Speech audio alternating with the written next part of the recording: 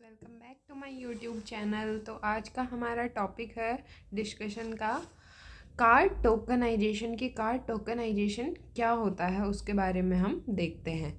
अब देखो, card tokenization यानी जो आपके ये जो भी डेबिट कार्ड हो गया, क्रेडिट कार्ड हो गया, इनके ऊपर कुछ इन्फॉर्मेशन रिटर्न होती है, जैसे कार्ड नंबर हो गया या फिर जो भी आपकी इंपॉर्टेंट आईडीज़ वगैरह होती है, या फिर आप अमेज़ोन वगैरह एप्लीकेशन यूज़ करते हैं तो उसके अंदर भी आपके अंदर शॉपिंग, आप जिसमें शॉपिंग करते हैं तो वो आपसे क्या मांगते हैं, कार्ड की डिटेल्स वगैरह मांगते हैं।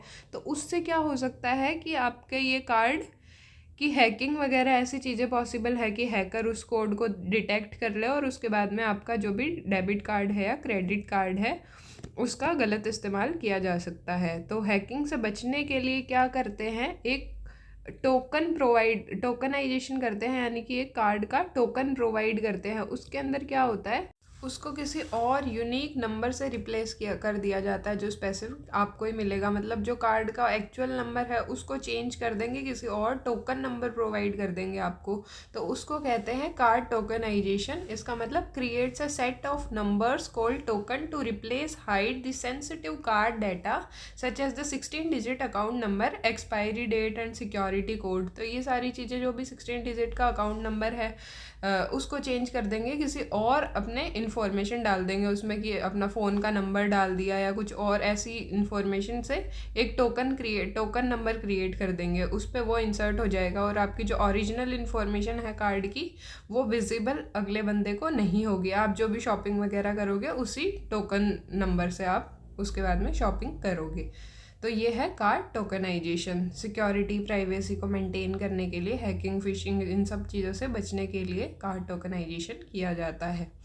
उसके बाद में अपने देखते हैं एटीएम और उसके टाइप्स। अब एटीएम सबको पता है, ऑटोमेटेड टेलर मशीन होती है, और अपने पिछले सब मतलब फर्स्ट वीडियो में देख लिया था अपनों ने कि किस टेक्नोलॉजी पे काम करती है। नेशनल फाइनेंशियल स्विच टेक्नोलॉजी पे काम करती है। अब कमेंट सेक्शन में आप ये बताएंगे कि एनएफएस टेक्नोलॉजी किसने डेवलप की है, किसने विकसित किया है इसको। अब एटीएम क्या अलाउ करता है बैंक कस्टमर को मनी विड्रॉ करने के लिए, और बैंक बैलेंस भी अपना चेक कर सकते हैं, और check balance without visiting any branch of है, बिना ब्रांच में विजिट करे कोई भी मशीन आपने देखी एटीएम की और उसमें अपना एटीएम इंसर्ट किया और आपने सारी इन्फॉर्मेशन गैदर कर ली, बैंक के अंदर आपको जाने की ज़रूरत नहीं पड़ी। तो ये एटीएम तो बेसिक है, सबको पता है। ये टेक्नोलॉजी अपनों को याद रखना है कि किसने बनाई है और कौन सी टेक्नोलॉजी है। ये तो मैंने बता दिया कि कौन सी टेक्नोलॉजी है, किसने बनाई है, ये आप कमेंट सेक्शन में बता सकते हैं, पहले मैंने बताया हुआ है। उसके बाद में अब एटीएम है वो कितने कितने टाइप के हो सकते हैं। तो मेनली 4 टाइप के एटीएम होते हैं अपने, bank level, brown level, white level और माइक्रो एटीएम। अब बैंक लेवल के अंदर क्या होगा कि उस एटीएम मशीन का ऑनर कौन होगा, एटीएम नेटवर्क का ऑनर कौन होगा, बैंक होगा, और उसको चलाना भी कौन कर रहा होगा, उसका बैंक चलाना, यानी कि उसमें पैसे इंसर्ट करना, कोई ख़राबी होगी तो उसको चेक करना, ये सारे काम कौन करेगा, बैंक खुद ही करेगा। कि एसबीआई का तो है, एसबीआई का है तो एसबीआई खुद ही करेगा, तो उसको कहते हैं अपने बैंक लेवल। जब अपने उसको ऑन भी बैंक करता है और उसको उसका जो डेली का काम होता है कैश डालना और ये सारी चीज़ें भी कौन, बैंक खुद ही करता है। उसके बाद में आता है अपना ब्राउन लेवल। ब्राउन लेवल में क्या होता है, बैंक ओन करता है। अब एटीएम जो मशीन है वो है किसकी, बैंक की है खुद की, लेकिन ऑपरेट उसको कोई तीसरी पार्टी कर रही है, यानी उसके अंदर कैश रिफिल करना और ये किसी और को, अपने प्राइवेट एंटिटी हो गई या किसी और को अपनों ने वो काम दे रखा है, तो उसको कहते हैं ब्राउन लेवल। जब ऑन तो बैंक करता है कि मतलब वो है तो बैंक का, लेकिन उसका जो भी काम करना है डेली का वो कोई दूसरी थर्ड पार्टी कर रही है। अब वाइट लेवल एटीएम क्या होते हैं, जिनका ना तो ऑपरेट कर रही है बैंक, ना ही उनको ऑन कर रही है, ना तो वो बैंक का है ना उसको बैंक चला रही है, वो किसी नॉन बैंक एंटाइटी है, कंपनी है, चाहे कोई भी हो सकता है, वो उसको ऑन कर रहा है। जैसे इसमें मुथूट फाइनेंस का अपने पास एग्जाम्पल है कि जो भी white level ATM Muthoot finance वालों का है वो उसको खुद ही चला रहे हैं और खुद ने ही उन्होंने उसको सेटअप किया है।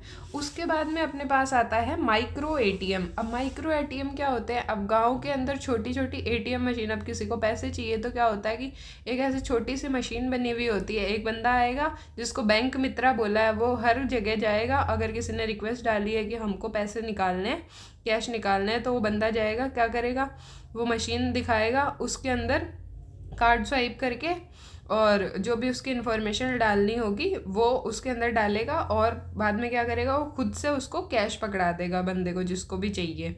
तो उसको कहा है micro ATM. Micro ATM mainly makes entries of deposit and withdrawal for customer. He uses hand held device for using debit और एटीएम कार्ड एंड आधार। वो जैसे भी आधार नंबर और बताना है, छोटी सी मशीन होती है, वो जाएगा और उसको कैश दे देगा और बाद में वो खुद जाके बैंक से कैश निकाल लेता है। तो माइक्रो एटीएम ये होते हैं, छोटी छोटी जो मशीनें होती है बिल्कुल, उनको कहा है माइक्रो एटीएम। तो नेक्स्ट फंजिबिलिटी का बहुत इंपॉर्टेंट टॉपिक है, लेंथी टॉपिक है और कनेक्टेड टॉपिक है। उसके साथ कनेक्टेड 3-4 कंसेप्ट है। ब्लॉकचेन हो गया, NFT हो गया, अपना जो नॉन फंजिबल टोकन हो गया, ये सारी इन्फॉर्मेशन है। तो उसके लिए अपनों को डेडिकेटेड अलग वीडियो बनानी पड़ेगी, वरना एक वीडियो बहुत ज़्यादा लंबी हो जाएगी और उसके अंदर सारा कनेक्शन बिल्ड नहीं होगा। तो 20-1 मिनट की वीडियो निकाल के अपने फंजिबिलिटी का टॉपिक और उससे रिलेटेड ब्लॉकचेन क्रिप्टो करेंसी का अलग वीडियो रख लेंगे। और संडे को आप सबको पता है कि संडे को कोई वीडियो नहीं आएगी, क्योंकि किस लिए होता है, संडे अपने पास रिवीज़न के लिए हमें हमेशा संडे को डेडिकेट करना चाहिए।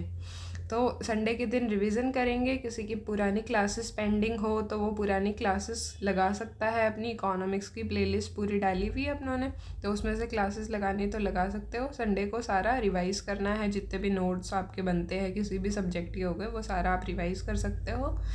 और अगर आपको वीडियो पसंद आई हो तो लाइक कर सकते हो, कमेंट कर सकते हो, सब्सक्राइब कर सकते हो चैनल को, बेल आइकन को हिट कर सकते हो। आज इतना कोई समझने वाला टॉपिक था नहीं, थोड़ा सा रट्टाफिकेशन वाला है जो आपको याद रखना है। बैंक लेवल वगैरह कार्ड टोकनाइजेशन को बस समझना है कि हैकिंग से बचने के लिए इम्पॉर्टेंट अपनी सेंसिटिव इन्फॉर्मेशन ना देख पाए, इसलिए वो टोकन नंबर क्रिएट करते हैं अलग से, उनसे ही आप शॉपिंग वगैरह सारी चीज़ें कर लेते हो। और ये सारा बैंक करता है सिस्टम, बैंक से भी किया जा सकता है। तो आपको ये सारी चीज़ें याद रखनी है। मिलते हैं नेक्स्ट वीडियो में, बाय।